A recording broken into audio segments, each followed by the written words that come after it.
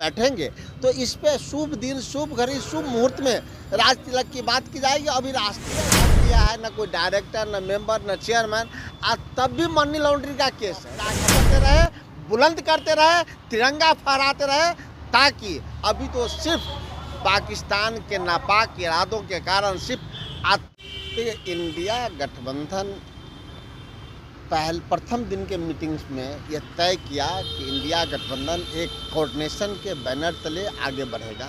और उस दिन कोऑर्डिनेशन कमेटी के चेयरमैन सभी मामलों के तेजस्वी यादव जी बनाए गए।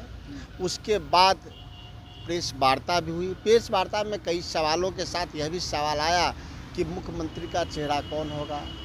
स्पष्ट शब्दों में तेजस्वी यादव जी ही जवाब दिए कि अभी कोऑर्डिनेशन कमेटी बनी है जो सभी मामलों में है, चाहे कैंपेनिंग का मामला हो, मैनिफेस्टो का मामला हो, चाहे चुनाव में रणनीति का मामला हो, चाहे मीडिया, सोशल मीडिया का मामला, सभी मामलों के चेयरमैन सिर्फ और सिर्फ इस कोऑर्डिनेशन कमेटी के तेजस्वी यादव जी होंगे और उनके छतरी के नीचे हम सब हैं। मुख्यमंत्री के सवाल के जवाब पर स्वयं बोले कि हमको हमारी अंदर की बात है, जब हमारे सभी शीर्ष नेतृत्व बैठेंगे तो इस पे शुभ दिन, शुभ घड़ी, शुभ मुहूर्त में राज तिलक की बात की जाएगी। अभी राष्ट्रीय स्तर पर हमारे सभी नेता इस पर नहीं बैठ पाए हैं। ना डी राजा, दीपांकर भट्टाचार्य जी, लालू प्रसाद यादव जी, राहुल गांधी जी, खड़गे साहब, इस तरीके बड़े नेता भी एक प्लेटफॉर्म पर जिस दिन बैठेंगे तो हो जाएगी, बड़ी बात नहीं है। लेकिन ये तय है कि तेजस्वी यादव के कोऑर्डिनेशन कमेटी के चेयरमैन के नेतृत्व में हम आगे की चुनाव लड़ रहे हैं। तीसरी बैठक में बड़ा सवाल उठ रहा है कि जिस तरह से पिछले दिन आपने देखा राजद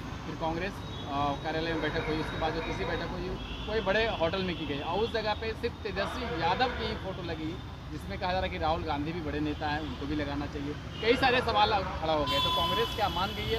कोऑर्डिनेशन कमेटी के गठन के बाद, कोऑर्डिनेशन कमेटी के चेयरमैन नियुक्त होने के बाद तेजस्वी यादव जी के नेतृत्व में वो पहली बैठक थी, सभी दल के उसमें सिंबल लगे थे, तेजस्वी यादव जी की तस्वीर है और कोऑर्डिनेशन कमेटी के चेयरमैन तेजस्वी यादव जी हैं, जिसमें ऐतराज कहाँ है। तो नेशनल हेराल्ड के मामले में आज फिर से पेशी है राहुल गांधी की, क्या होगा आज कुछ? माननीय न्यायालय ही नेशनल हेराल्ड के मामले पे वो जो केस पे एफआईआर की बात कर रही, चार्जशीट की बात कर रहे थे, उसको अस्वीकार कर लिया है। तो ये लोग जानबूझ के तंग कर रहे हैं। तंग कितना कर पाएंगे? हमें माननीय न्यायालय पे भरोसा है, क्योंकि नेशनल हेराल्ड में एक पैसे की भी आदान प्रदान नहीं है, एक पैसे का लाभांश किसी को नहीं है। ये पहला केस दुनिया में है जहां 1 रुपये का न आदान है, न प्रदान है, न 1 रुपये का कोई लाभ लिया है, न कोई डायरेक्टर, न मेंबर, न चेयरमैन, आज तब भी मनी लॉन्ड्रिंग का केस है। तो अपने आप में यह केस अजूबा है, जहां हमको न्यायालय से न्याय मिलेगा। पाकिस्तान पर जिस तरह से हमला किया है हिंदुस्तान ने, मोदी के इस कार्य को या हिंदुस्तान के कार्य को क्या सराहना चाहेंगे?